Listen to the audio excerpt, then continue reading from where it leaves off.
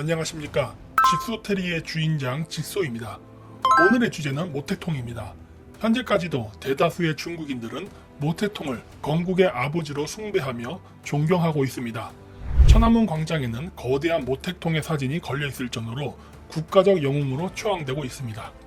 시진핑 주석도 중국의 경제 성장에 자신감을 가져 자신을 모택통처럼 우상화하는 작업을 하고 있습니다. 모택통이 중원을 장악한 성공 비결에 대해서 중국 공산당 측 기록을 보면 장개석이 일본군에 대항해 싸울 때 군사 물자를 확보하기 위해서 중국 인민들을 착취하고 괴롭히던 당시 공산당은 인민들에게서 착취하지 않고 좋은 관계를 유지해서 인심을 얻어 최종적으로 승리했다고 말합니다. 이 말은 표면적으로는 맞는 말이지만 내면을 들여다보면 반드시 맞다고 할 수 없습니다. 왜냐하면 장개석이 일본군과 치열하게 싸우던 당시 공산당은 일본군과 싸우지 않고 후방에서 공산주의를 퍼뜨리는 데 주력했기 때문에 군자금을 조달할 필요가 없어서 인민들과의 충돌을 피할 수 있었던 것뿐입니다. 모택통이 중국을 통일하고 중국 인민에게 가한 폭력과 폭정은 장개석과는 비교도 할 수 없을 만큼 잔인했습니다. 모택통의 통치 기간 동안 중국은 세계적인 경제대국에서 거의 꼴찌에 가까운 최빈국으로 떨어지게 되었습니다. 모택통은 제2차 세계대전 기간 동안 줄곧 장개석 국민당 정부에 패배하며 쫓겨다니던 인물이었습니다.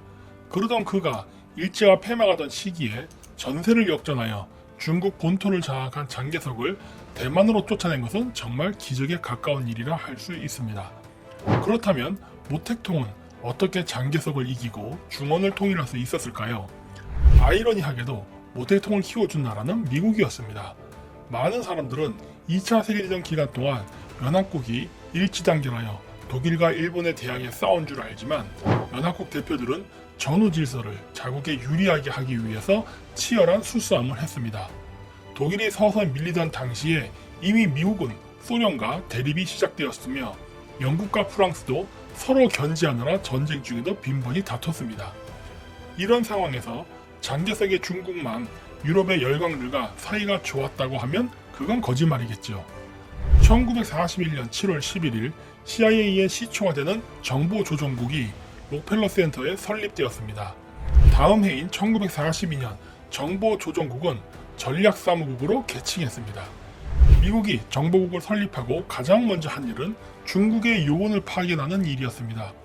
OSS 초대국장 윌리엄 도너번은 1943년 중국의 중미합작소를 설립하고 중국 정부와 함께 일본 제국에 대항하기 위한 작전을 펼쳤습니다.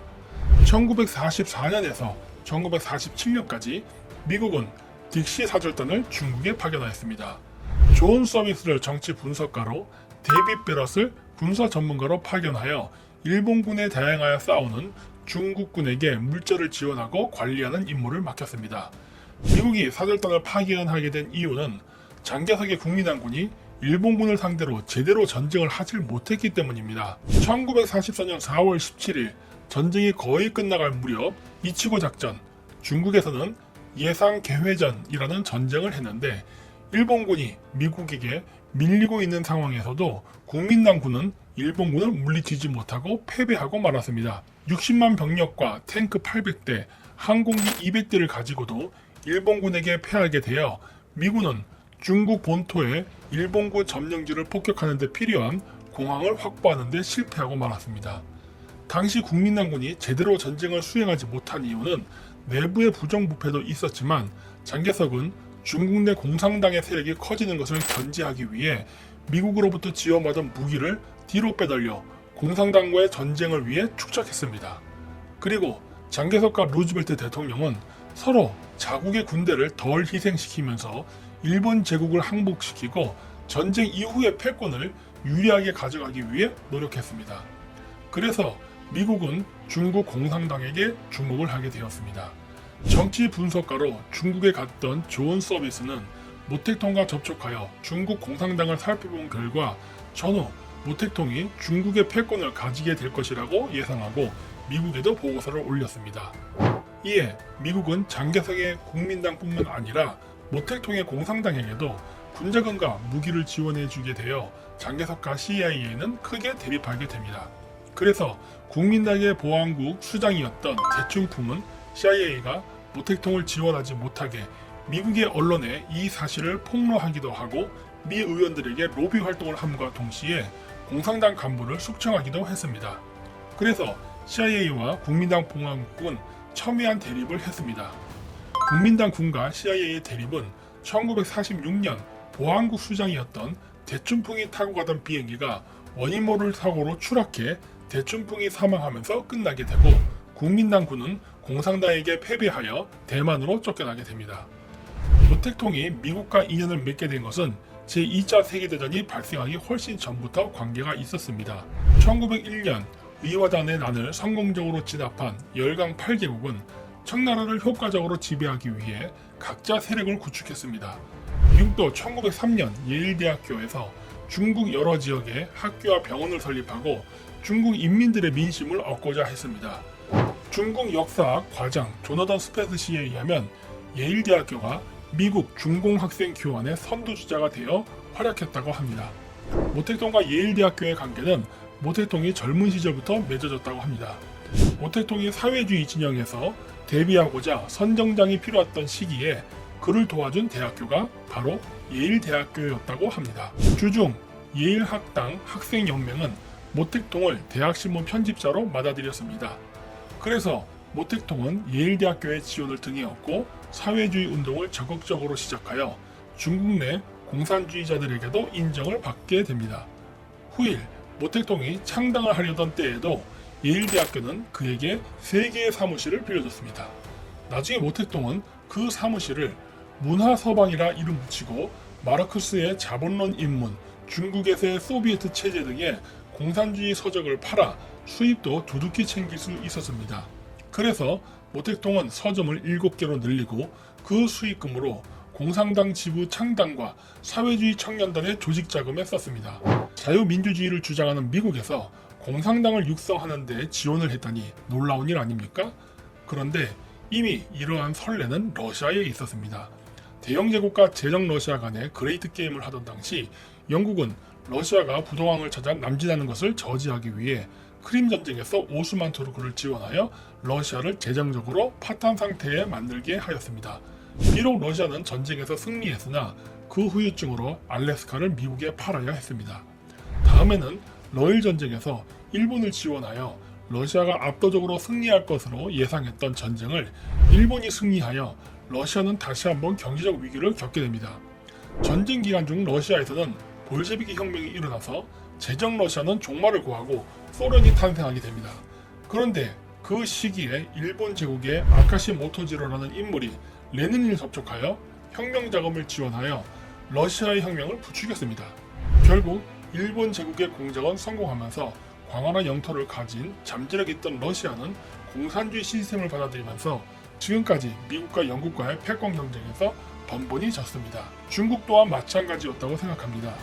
중국은 고대로부터 세계 경제에서 차지하는 비중이 거의 절반에 달할 정도로 거대한 국가였습니다. 청나라가 서구 열강에 의해 무너지던 당시에도 청나라의 경제의 규모는 세계 제일이었습니다. 다만 무능한 청나라 관리들이 제대로 나라를 다스리지 못해 피폐했던 것뿐입니다. 즉 중국은 언제든지 다시 세계 경제의 중심에 설 수 있는 잠재력 있는 나라였습니다. 따라서 2차 세계대전에서 독일과 일본의 패배가 가시화되던 시점부터 연합국들은 전후 세계 패권을 장악하기 위해 서로 자신들에게 유리하도록 공작을 펼쳤습니다. 바로 그 시점에 미국의 정보기관이 중국에 들어와 중국 공산당을 지원하기 시작한 겁니다. 여러분이 미국 대통령의 입장이라면 장개석이 통일한 자유민주주의 중국이 미국에 도움이 될까요? 아니면 모택통이 통일한 공산주의 중국이 도움이 될까요? 일반인들은 당연히 장개석의 중국을 말할 겁니다. 만약 장개석이 중국을 통일했다면 중국은 연합국의 전승국으로서 일본에게 전장 배상금도 두둑히 받아내고 미국의 우방으로서 소련에 대항한다는 명분으로 초고속 경제 성장을 이루어 미국을 능가하는 강대국이 되었을 겁니다. 과연 그런 결과를 서구 열강들이 원했을까요? 이미 소련의 사례에서 보았듯이 중국이 공산주의 국가로 남아 영원한 가난에 허덕이게 하는 게 오히려 서구 열강에게는 유리한 것이 아니었을까요? 대만으로 쫓겨난 장개석은 한국 전쟁이 일어났을 때 다시 본토 수복을 위해 중국과 전쟁을 하려 했습니다. 그러나 미국은 장개석이 중국 본토로 군대를 보내는 것을 막았을 뿐만 아니라 한국에 군사 지원하는 것도 못하게 하여 대만 섬에 갇혀 있게 만들었습니다. 국공내전이 끝난 지 얼마 안 돼요. 한국 전쟁에까지 참가한 중국은 인내 전술로 인해 엄청난 인명 손실을 보았습니다. 그래서 약화된 군사력을 보충하고자 미국의 침략에 맞서 국방력을 강화해야 한다면서 대약진 운동이라는 세계적인 뻘짓을 하여 중국 경제를 수렁에 빠뜨려 그나마 간신히 청나라 때까지 유지되던 세계 제1의 경제 시스템이 완전히 무너져 내렸습니다. 나중에 문화혁명이라는 것을 일으켜 수천 년간 내려온 중국의 역사와 전통, 문화를 모두 파괴시켜 미래의 성장 잠재력마저 없애버렸습니다. 4차 산업시대의 가장 중요한 것은 창의력과 문화 콘텐츠인데 현재까지도 중국이 만드는 문화 콘텐츠라고는 삼국지, 서유기 등이 고장인 이유는 문화혁명이라는 기간 동안 중국의 모든 문화를 압살하고 예술인들을 학살했기 때문입니다.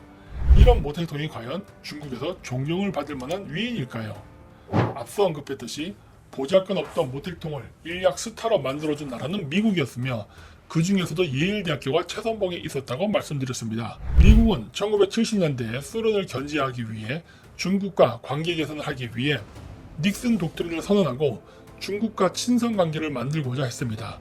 이때 투입된 미국의 인사들의 상당수가 예일대학교 출신이었습니다.